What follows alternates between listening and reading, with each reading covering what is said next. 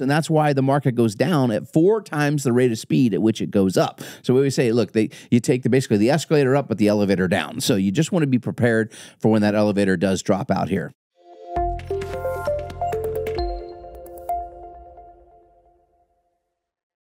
Welcome to Retire Smart with David Brooks. I'm Chip Maxwell. Well, David, we have so much going on these days. We just direct folks to retiresmartomaha.com for our full range of events. And, of course, there's no charge, there's no obligation to attend our events, but you do need to register. You can do that online. You can give us a call. I do want to highlight this one more time, David. The Psychology of Retirement, a little different twist. We're going to screen this movie in Lincoln Monday, October 28th at the Edgewood Cinema. That'll be at 6:30 p.m. You are one of the executive producers of the movie. Why? Because it's a story that simply needs to be told. We have a retirement crisis in America. The average American basically is not ready for retirement. 62% of those that are retired, their number one check they get every month, Chip, is from Social Security. And that's just not going to cut it for most people. So this movie is just a well-done documentary format movie that follows about a half a dozen baby boomers, and then we bring on expert after expert. This is not a sales pitch. This is just a really well-done, and it's narrated by Morgan Housel, who wrote the book, The Psychology of Money, one of my favorite books on just money in general. But anyway, it's fantastic. If you get a chance, come out and see it. 402-369-7777 if you'd like to join us Monday, October 28th at the Edgewood Cinema in Lincoln, 6:30 p.m. for The Psychology of Retirement. Into the news we go, David. A lot of information for the team this week. I'm going to roll a few things out and then let you riff on them. September PPI, that's the Producer Price Index as opposed to the Consumer Price Index, CPI. That rose above expectations. Core PPI rose above expectations, and then both core PPI and CPI, Consumer Price Index, inflation, are now officially back on the rise. What's the situation, David? Yeah, as I mentioned last week, we had a good print on CPI, at least on the what we call the headline number, but the core CPI year over year is actually trending back up, and now the PPI is. And what's the difference when you say core, when you add that adjective in front? So that they take out food and energy, so it takes out a little bit of the volatility of like energy actually drove this most recent CPI down because oil went from almost $80 a barrel all the way down to $70 a barrel, and that was based when tensions settled down after Iran and Israel, et cetera. Of course, we may see that spike back up, but even without energy skyrocketing in there, inflation the core is now rising again, and PPI is a leading indicator, right? That's what the inputs, and as I've mentioned the last couple of weeks, commodities are rising. We are seeing that inflation has not been tackled. In fact, we're seeing it start to accelerate. Now, it's not a meaningful acceleration at this point. We're talking minor tenths. But if this were to,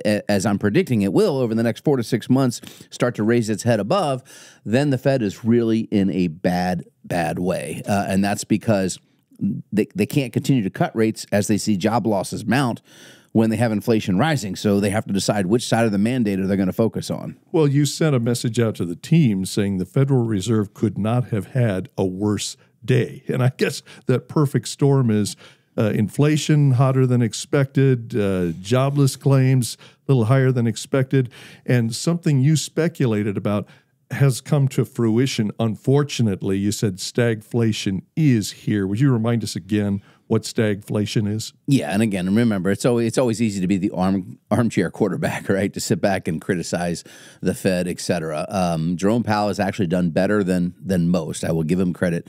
Probably the last 6 people that have been in that position.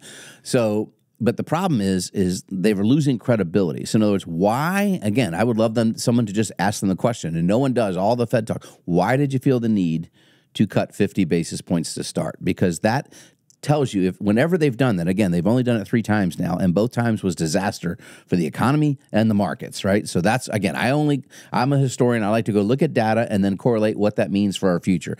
Well, the last two times, Chip, it didn't turn out well. So why do they feel the need, if they want to keep coming out and saying, oh, the economy is strong, the job market, while slowing, is still in good shape, blah, blah, blah. Unemployment is at 4.1, actually went down. All this nonsense when, again, we talked last week, you take out the government hiring last month, and employment rose to 4.5%. Again, if you follow the SAM rule, that means we have some troubles coming. And we just saw more layoffs this week. Boeing just fired 17,000 folks. And if the strike continues, expect that number to triple here in the next 2 to 3 weeks. By the end of the month, they've warned. Other employers are starting to fire off and lay people off. So again, the jobs are deteriorating right in front of our eyes. Job openings are deteriorating. So the Fed, of course, is trying to manage the economy, and full employment is typically considered 4% or better. So they have full employment or below 4%. So they don't have full employment technically at 4.1. They're slightly out of range.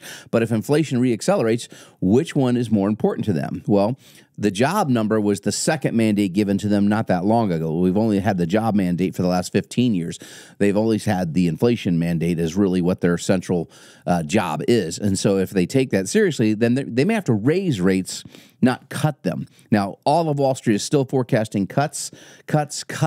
However, I think the job cut for November is off the table at this point. Now, again, I can't be wrong, and it's easy to play armchair quarterback, but I'm just telling you what the data says. So when I said they had the worst day possible, you had inflation go up and unemployment go up. Jobless claims go up. We had a big number, 258,000 weekly jobless claims come out the same day, about 5 minutes after the PPI did. And that's not what they want to see. They were only expecting about 200,000 jobless claims, so that was a big miss there.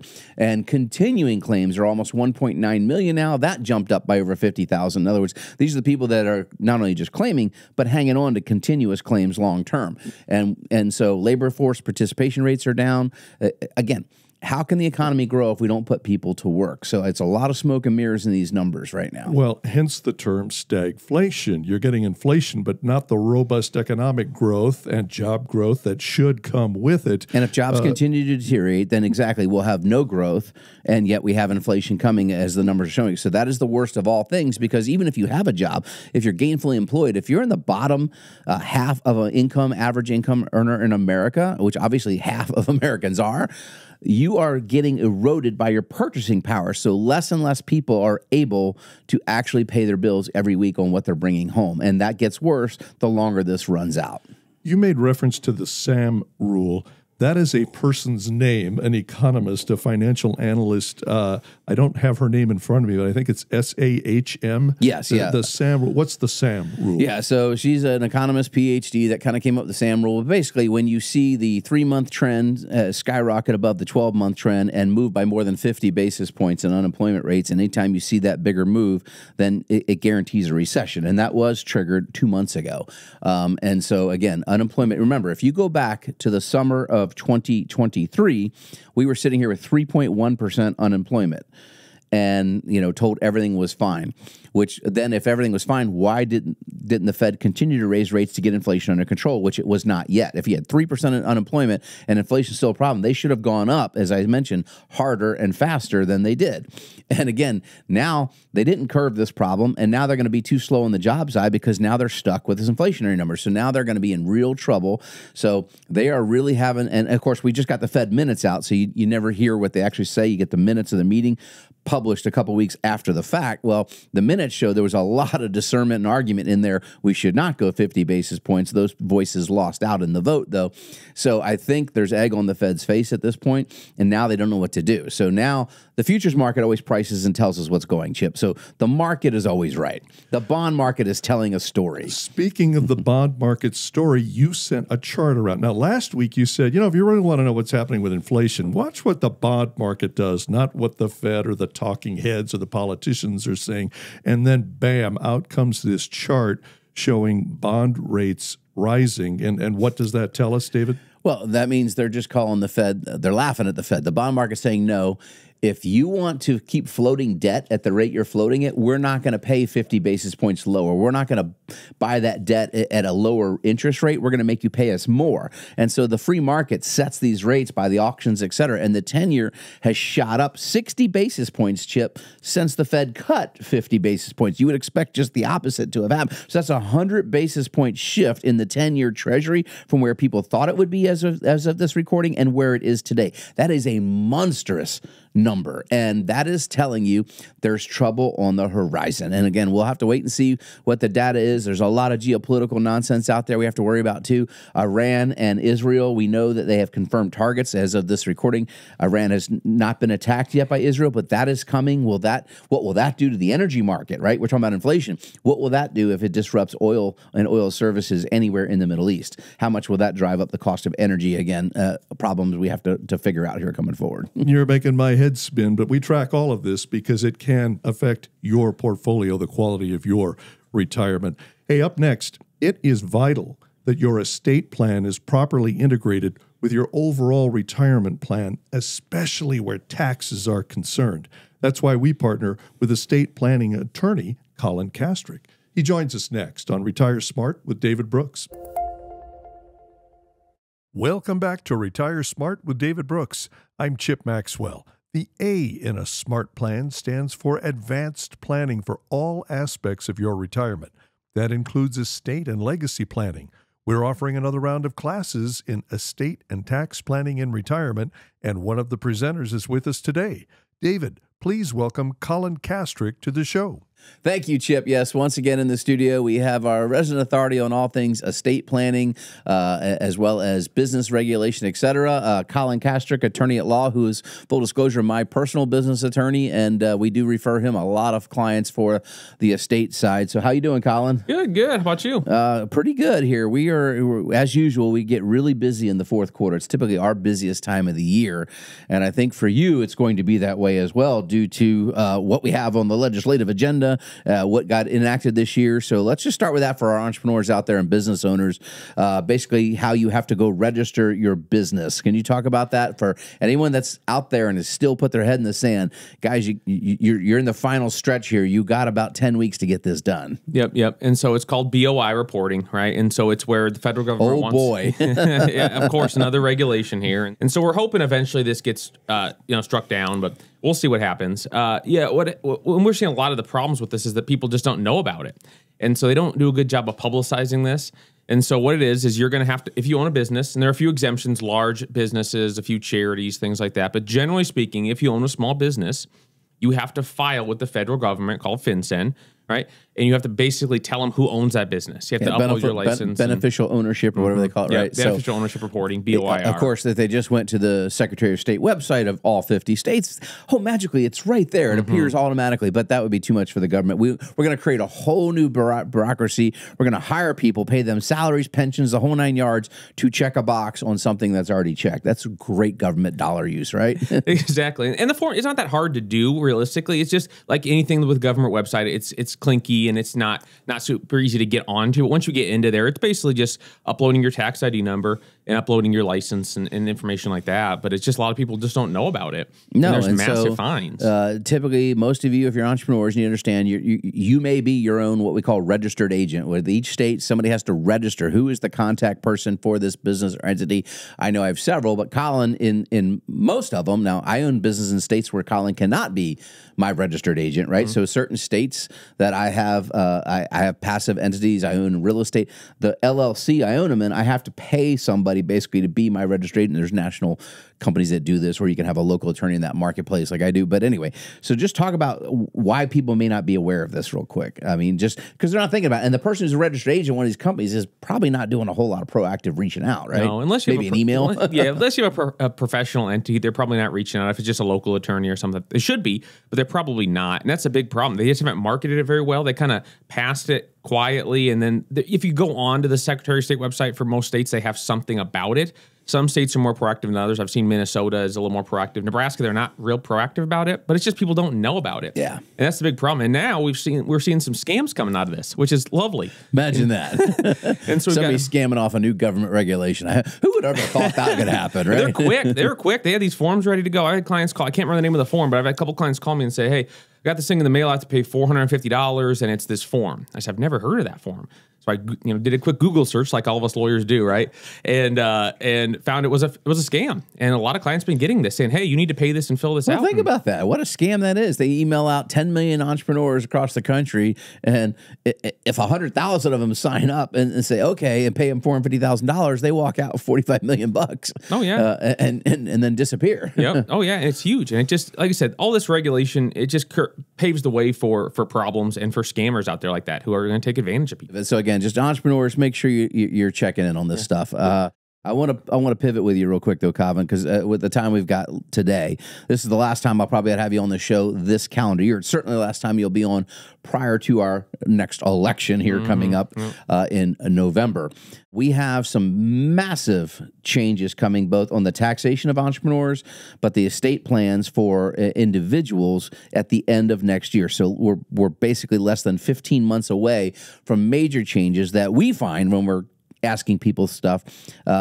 Less than 25% are actually prepared. And these people that have the estate problems I'm talking about, this isn't like you can come in and talk with you or me for an hour and okay, we'll fix it today. I mean, there's some things, dotting the I's, crossing the T's. There's a lot of work that has to be done to get these estate plans in order prior to this legislative change. Yeah. There's a big change coming January 1st, 2026. So when Trump passed his act, right, back in 2017, all these new tax laws, which were pro-business and pro the higher net worth community, right, for some of this stuff. And it's not really that much money if you really think about it nowadays. But yes, anybody who has an estate tax problem, anybody who has large farm and ranch or large business and is worth more than $10 million really should be thinking about this. Because right now we're in a really good environment, and we're in the best environment we're going to see for the foreseeable future for doing some of this planning. But you need to make sure that what your estate doesn't want is to be subject to estate taxes, right? And estate taxes are going to set a 40% tax. And so right now it's a really good law. There's a lot of opportunity to use some of that exemption to make sure that when you pass away, your kids don't have to pay a bunch of tax. Well, not only that, I mean, just people don't think about the repercussions if it's in a family farm or in a local business that's second or third generation. No. What's changing here is that business might be valued at $20 million, and like, well, the kids will just keep it. Well, if they don't have liquidity, right, as most entrepreneurs, 90% of their net worth is the business itself.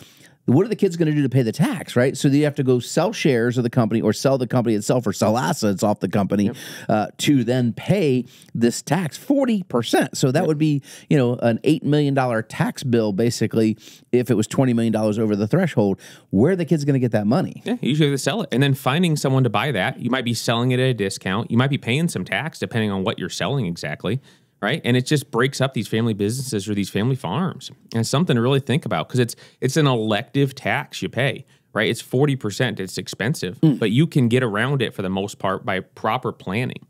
Just making sure you do it. You can set up basically irrevocable trusts. You can set up irrevocable life insurance trusts, which is one of the things we often will work with you to recommend someone because they can take some of the income from the business, funnel it into this new, I call it an ILIT, but irrevocable life insurance trust that then purchases premium on the owners. And when they pass, that's outside of their state. They get they're going to get that income tax free, capital gains tax free, estate tax free, and inheritance tax free. Basically, it's not in the estate, and then use that capital to pay the tax that will still be due, right? Yep, that's the beauty about life insurance.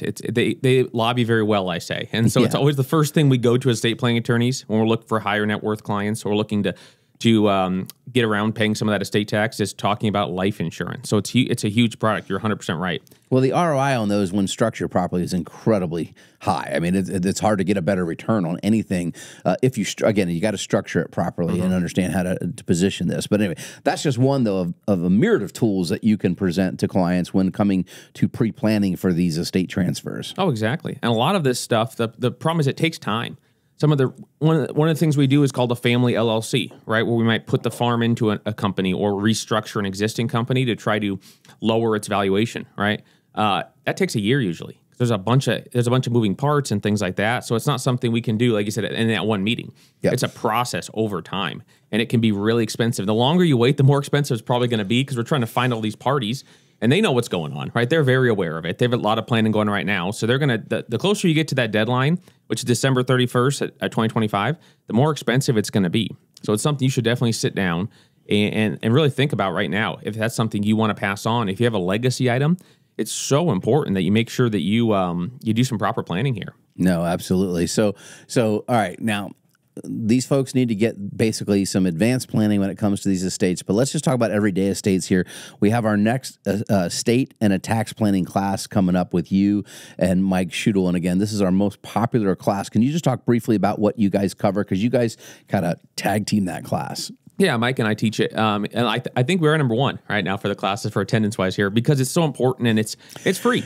Gotta rub that into you. I love that. I like the competitive juices. Right. I'll have to talk to Sean, who's Social Security, I think, is number 2. So yeah, we'll keep up there. But yeah, no, we it's very important, and it gets people going because, like you said, it's free. And it's informational, right? It's not meant to sell anything or any products or anything like that. We don't talk about any of that stuff. We just talk about everything from estate planning, starting with the basic, hey, who should have a will? What's a power of attorney? What's a living will versus a last will and testament?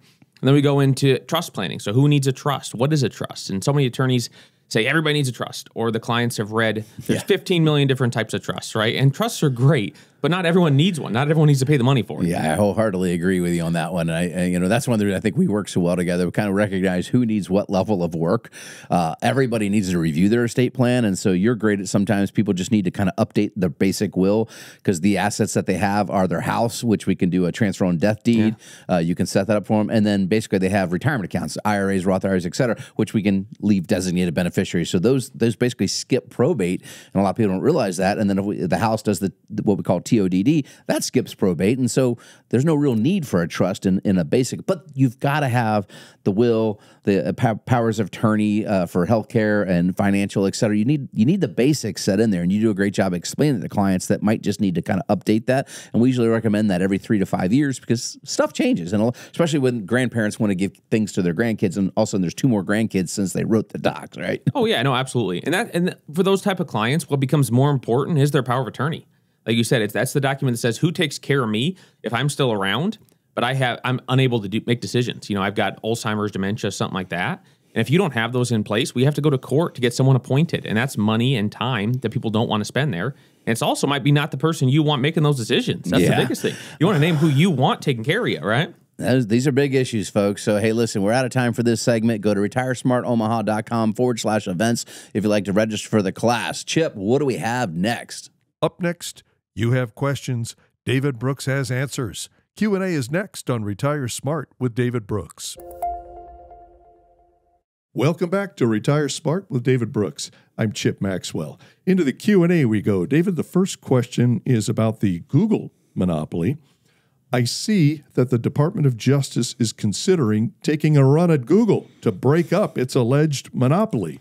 Do you think the government should go after Google? Well, alleged monopoly, there was a court ruling, right, that basically said they Google's have a monopoly. Yeah, absolutely. So I talked about this, on this show, Chip. It's probably 2 years ago. We talked about Google, we did. Amazon, a couple of others that if they don't break themselves up, that the government will step in and break them up. And that's just the way it works. When these companies get so big, and let's face it, Google is a verb, right? It's so strong. It's one of those companies that, hey, Google it, right? You actually, you don't say, hey, go on the internet and search something. You actually say Google it, just like Q-tip, right? Is a cotton swab, but everybody calls them Q-tips, whether you buy that brand or not. So Google is an amazing company. And again, there's a lot of disruption coming. And again, just to understand how Google works. We actually, in full disclosure, we have a couple of Googlers as clients here that work for Google. The Silicon Prairie is a real thing and growing out here. We have a lot of tech companies, especially in the server space out by where I live, south in Sarpy, is growing rapidly. But Google dominates in so many areas, right? And so people think search is obviously the big area. I think they have 90% market share in search or something like that. The article had talked about. And so that is is obviously the definition of a monopoly, right? And so I believe they will have to either split themselves up. Now, this, just so you understand, this court battle will take 5 to 7 years. If you remember Ma Bell, right, way back when. I'm old enough, I remember. Yes, it was not exactly just instantaneous that they were broke up. It took years and years and years, and they broke into 7 basically regional carriers that broke out into about 40 minor carriers that all collaborated back, and now we have 3 main carriers in the telecommunications space in Verizon, T-Mobile, and AT&T, right? And all the other little ones that you see are actually just using their networks, or just contractors of like Mint Mobile and all those. So you're going to see something similar most likely happen here with Google. Is they're going to separate their businesses out, and there'll be other ones. Now, if you don't know, there are search engines that don't necessarily sell your data and track. So I use one called DuckDuckGo, and again, I'm not endorsing one or anything. I'm just telling you what I personally use on my personal computers, et cetera, because it doesn't track every website that I go to, et cetera. And there's a myriad of these out there you can search, but I do believe that Google will have to make some transformation in the next 3 to 5 years. But whether that's court-induced or self-induced is yet to be determined. The companies that separate themselves typically fare better in the long run because they can pick and choose and kind of make sure they go with before the committees and antitrust and make sure they're going to be good in certain areas. And again, I think Amazon has the same thing. A lot of people don't realize Amazon is much bigger on hosting websites than Google ever was, right? And so most people think of Amazon as the packages that show up every day. And while that has become an amazing convenience, I'm always yelling, can't we find an alternative to Amazon? Yet we have a package probably show up here to the office probably every day. We're open, frankly. So again, these companies have gotten so big. I do believe they will have to transition. Now, what will change, though, is the legislative bodies of Congress, not necessarily the president, but how Congress is made up, Senate and House, will push this issue faster or slower based on the committees, et cetera. And, of course, we know they get lobbied hard, so there's certain things that will be good or bad for these companies. So I know you love capitalism. You're an entrepreneur. You're a small business builder. You've even got a libertarian streak in you.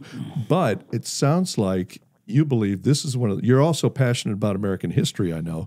And, in our politics and in our economics, we get nervous about too much concentration in any one area. So the pendulum has shifted to the degree do you believe this should happen? This breakup should happen? Yes, I would prefer to see the self-induced breakup, and I'd prefer to see competitors come along and provide, a better service or product. And I will tell you, not that we need another billion-dollar company from this gentleman, but Elon Musk has proven disruption works, right? And you take share. I mean, by the way, how cool was that? Did you see the video of capturing that rocket on the mega? No, I haven't seen it. Oh man, it's awesome. Yeah. I mean, the largest rocket ever launched, and then just catch it literally coming down at 26,000 miles an hour, and then the Megatron or whatever they call it, grip caught it. That was just amazing. So he has come in and disrupted the entire space agency. He's doing it for not 30% less, Chip, for 1/30 of the cost of what the government does these things. So get the government out of the way, let private enterprise rule. However, we need disruption. Now, he has actually talked, and it's on X or Twitter. I still call it Twitter, and I know some of our listeners selling it, but I can't help it. But X/Twitter. They're going to launch a phone service like an X phone. They're going to launch an email service to rival Google email, right? So competitors will come along when people get tired of the amount of information or they're sharing, et cetera. But Google is incredibly productive. And again, just understanding how Google works. Google takes all the information in the world, literally. They gather it all in one central place, and they write algorithms to extract that information to better society. And of course, they do it for a profit, as they should. And the search is where most of that took place. If you remember the early days of Google, and again, not everybody even remembers this, they were such a different looking website, no pictures compared to like Prodigy or AOL. They were just this generic website with some blue hyperlinks, and you had the button that kind of made them famous. I'm feeling lucky. You type in something, just click I feel lucky, and it would just take you to someone's website. You didn't know who. Now they've obviously grown and changed the algorithms and how they rank people and share. We use what's called SEO. We want our website to do well, when people are looking for us. So anyway, the bottom line is, I think they're going to have to be broken up because they're just too big. Again, I'd rather see the free market do it and competitors take them down versus the government, but it's going to happen either way. Just keep the government out. Market conditions, David, that's the subject of the next question. I heard a financial analyst say the S7P index is behaving in 2024 the same way it did in 2007. Is that more Chicken Little doomsday talk, or do you think it's true? Actually, David, you have a chart to amplify what you want to say. Yeah, and so in the chart, basically, I'm showing you there's some similarities for sure. And in the chart from 2007 on the S&P 500 to 2024. So we have 2007 and 2024. Well, what happened in the chart on the bottom, for those of you watching online, shows you that the market peaked out, at least in the summertime, in the middle of July. Well, that's exactly what the chart on the top, which is this year, did. We had a severe drawdown. Well, it was a little bit more severe back in 2007 percentage-wise, but we had a drawdown of around 7.5 or 8% this summer in the major indices, and then we rallied back to new all-time highs. The other thing that's on the chart is we actually had a 50 basis point rate cut. Remember, I talked about that earlier. It's only happened, this is the only third time in history. Well, that was one of those previous times. On the same day, you're talking about eerie, on September 18th in 2007 and on September 18th of 2024. Same day. The same exact day on the calendar, we had a 50 basis point rate cut by the Fed, an emergency start to loosening, and then the markets rallied as they would, hey, looser monetary policy, to all-time highs in October. What we have to wait to see is what happens next, because if you remember history, like we study it here, well, in 2007, it wasn't very friendly after that. We had it was a prelude to disaster. Yes, we had a pretty ugly sell-off, a little bit of a rally into the spring, and then the real sell-off incurred. And we went through basically a year-and-a-half bear market where we didn't bottom until March of 2009. So 15 months later, and over 55% drawdown in the S&P 500. And again, I don't know if that's what's going to happen here going forward. I think we're due. We are very overvalued by any metric, and so it could mean something doom and gloom on the horizon. So yeah, interesting article and interesting take. And again, we track it, but it doesn't necessarily mean that's what's going to happen. We'll have to wait and see. And that's how we manage money here, is we react in real time to basically the data that's in front of us. David, one more question, and this one was from someone who was listening a few weeks ago. It's about the Huskers, David. We're at the halfway point of the season with a bye week to catch our breath and evaluate things. Of course, when we go on the air, we'll be back in action again against Indiana. But the question is, the second half of the schedule looks a lot tougher. Are you sticking with your prediction of 9-3? Yeah, I am. I'm going to be an optimist here, right? So I like a lot of things that happen. Sometimes when you lose, it can be beneficial. Like, so the Illinois game, which I was at, was an amazing energy game, right? It was all night long, and then the last 6 plays there in overtime obviously were deflating. Mm-hmm. However, losing can help you gather yourself, if you will, and recognize where you need to step up, where the errors were made, et cetera. We even had we did okay against Purdue, which is obviously probably one of the worst teams in the Big Ten at the moment. But Rutgers, we did not floor them very well, right? I mean, that was a little too tight for comfort. Mm-hmm. When then you saw Wisconsin, who's considered by most a weaker team at this point than the Huskers, throttled Rutgers. So that gives me concern. But I'm going to stay optimistic, because here's what happens, Chip. In that prediction, could I tell you exact 3 games we lose? No. If I could do that, I'd just go sit in Vegas and make a lot of money, right? Okay. The reality is you're going to lose a game you shouldn't, and you're going to probably win one you shouldn't to get to that. So we'll see how that goes, and let's take down the Hoosiers this week. All right, that sounds like a plan. Hey, up next, have you felt the pain of eggflation? Oh, it's a thing, and we have the data to prove it. We'll tell you about it next on Retire Smart with David Brooks. Welcome back to Retire Smart with David Brooks. I'm Chip Maxwell. Well, David, you sent the team a message saying eggflation is killing breakfasts, and you had the Federal Reserve data to prove it. What's going on? Yeah.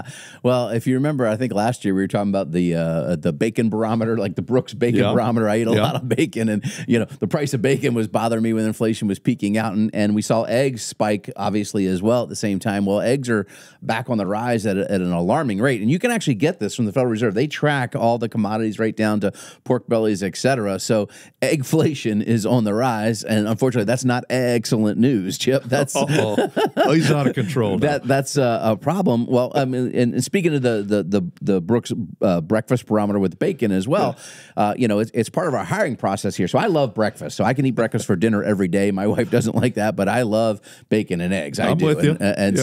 So I don't know if you remember, but during the interview process, I ask you, are you going to be a dedicated employee, or are you going to be a committed employee? And so people they get confused on that. So I don't know if you know. The chicken and the pig. Yeah. So there's a difference between dedication dedication and commitment, right? Yeah. When you have that breakfast every morning, the chicken is dedicated to producing those eggs for you every day, but the pig is committed. That is a total commitment.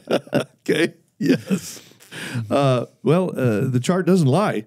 I mean, there was a little relief in late 2023 and early 2024, but now, boom.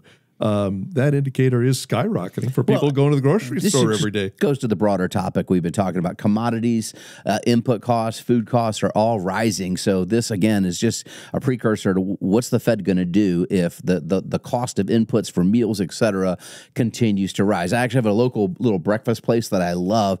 They most recently just increased their prices on their menus for the first time in a while. It's just a local breakfast joint that's a mom and pop shop that I love going to, and they actually had to increase their prices because of this very factor. Well, that's a granular grassroots look at one indicator. Now, big picture, David, you sent this around to the team.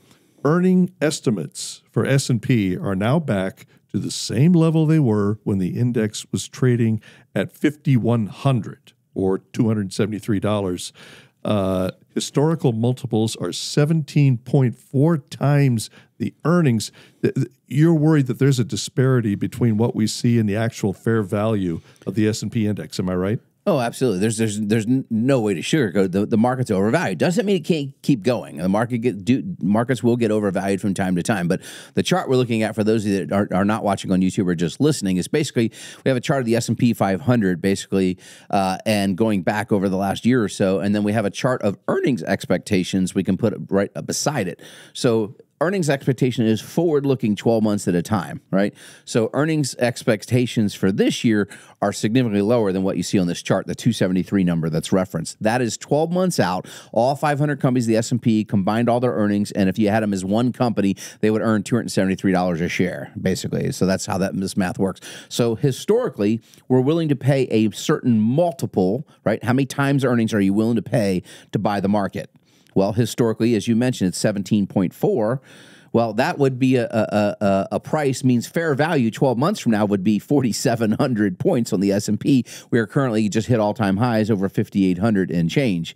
So that would be a pretty severe correction. Now, again, these corrections happen. We always revert to the mean. I don't know when it's going to happen, but it will happen. And what we want, the point here, Chip, is we want people to understand is, listen, if you're 35 years old, you can weather the downstroke, and hang on long term and just keep dollar cost averaging buying. But if you're within 10 years of retirement, can you afford to have a 20 or 30% retracement of your assets? And you don't have that margin for error anymore. So we want to show people how to diversify their portfolios away from equities. We have all-time high in equity allocations for the average household in America right now. And again, goes all the way back to the dot-com era where people are super bullish and just, nothing can stop this. And, there's something from left field usually comes in and does, in fact, stop. So we want to show you how to diversify your portfolio and not hurt your long-term average rate of return over a seriously long period of time, 10 and 20 years, because you're going to be retired for 10, 20, or 30 years. So we want to show people how to diversify. Ray Dalio, one of the greatest managers of money in history, talks about you need to have diversification amongst 8 different strategies or so, and you reduce your risk, according to his research, by as much as 80%, and you get to the same place. So, but the problem is the average American, Chip, only knows stocks and bonds. That's really all they know. So we want to show people how to diversify much farther. So most of our clients own some form of real estate in some capacity. They own some form of commodities. They own, bonds. They own stocks, equities, et cetera, and a myriad of other things. They have principally protected accounts. They can put money in CDs or even high-paying money markets right now. So are things you can do to diversify your risk, but you have to work with somebody who shows you how to have non-correlated returns across multiple strategies simultaneously. What hits me when I see a disparity like this is I'm not a professional number cruncher, but David, there's something emotional. There's some kind of, sometimes it's euphoria, sometimes it's hysteria that invades and infects the marketplace. And it just, despite what the data is, we still see things like this. Why? How does this happen? Well, so, momentum is real, right? So things tend to stay in motion until something actually stops it, right? Just go back to physics 101. Yeah. So the market can continue to go higher until it hits a headwind that literally snaps the other way. So just because it's overvalued doesn't mean it won't stop going up. So you have to understand it's a machine today. 401k investing every week through payroll deduction, 403b, TSP, all these cities. So this machine keeps putting money in the market until there's some kind of event where people actually get nervous and stop contributing or contribute significantly less, et cetera. And there's a geopolitical event or a seismic event, whatever, in the markets. And then it turns and everybody pulls at once. And that's why the market goes down at 4 times the rate of speed at which it goes up. So we always say, look, you take basically the escalator up, but the elevator down. So you just want to be prepared for when that elevator does drop out here. David, we've got time for one more item this week, and I chuckled when you sent this one to me. The rudest cities in the USA in 2024. Now, the flip side is there were also the top 10 nicest cities, or at least rude cities, but the rudest cities, Miami was in there at number 1. Actually, 2 Florida cities. Tampa was 3. There's Philly in there at number 2. Now, Philly, at least for sports fans, Philadelphia does have a reputation for being a tough town. The town where Santa Claus was once booed at a game. But I guess the flip side of that is I look and see the cities with the least rude residents in 2024. Number 1, numero uno on that list, Omaha, Nebraska. Actually, the Midwest fared pretty well. There's Minneapolis and Milwaukee and Kansas City and Columbus, Ohio, Indianapolis. They're all in the top 10. But what struck you about this list, David? Well, I find it interesting. There was only, I think, 2 of the top 10 rudest cities were actually in the middle of America. So you had Louisville and Memphis, respectively, come in there. But everything else was a coastal city, right? That's true. East Coast, Boston or down to Philly, on down the coast. Long Beach and Vegas and Long Oakland. Beach, Vegas, Oakland, et cetera. Yeah. Vegas is not coastal. But, it was just kind of interesting to see how this rolled. And all those places have a lot of transient people that move to them, right? True. So people relocate from other areas to that. We know Florida is certainly popular for that. And so they kind of bring with them a certain attitude, and it collides with other people who have maybe different attitudes, where the nicest cities, there was quite a few of them that were here in the Midwest, or the least rooted. And of course, happy to report that guess where old Omaha showed up, baby? Number 1. Yeah, so that's nice to see. Speaks really well for Nebraskans. So obviously Lincoln recently got ranked as the happiest city in America to live in. I remember Omaha's the least rude. So pretty good corridor here that we've got going on. So I just think it's great news all around. But it just shows you, and I travel a lot. I do see it, and it's hilarious. Just walking in airports, right? Totally different experience. Philadelphia Airport, you bring to mind, not a great airport to go through if you don't know. I was in New York recently. I've gone through there. LaGuardia is actually one of my favorite airports now. I hate Kennedy in New York. I've flown to both. But LaGuardia used to be one of the worst airports in America to travel to. They completely rehauled it, and the whole staff has gone through cultural training, and it's amazing experience. And again, it just makes your whole trip better. Like, I'm getting on a plane this afternoon out to Las Vegas, right? I got some work out there, but the same thing. Vegas is rude. That was the top 10 rude. Yeah. Well, and it is. It's just people out there. They're out for themselves. It's a very selfish kind of town. Well, we're going to change that with our new office in Las Vegas. Absolutely. Yeah. We'll upgrade the nice factor. We're Nebraska nice. We're Omaha polite here at Retire Smart. That'll do it for this week, friends. Hey, visit our website, retiresmartomaha.com, to find out everything we have going on. You heard Colin Kastrick earlier in the show, our estate and tax planning class, and of course, the Psychology of Retirement, that movie in Lincoln. We'd love to see you there, but you need to register. 402-369-7777, or you can do it online at retiresmartomaha.com. David, bring us home. Hey, have a blessed and prosperous week, and a little bit of chill is in the air. Have a great week. Thank you for listening to Retire Smart with David Brooks. I'm Chip Maxwell. For David Brooks and the entire team at Retire Smart, have a great week.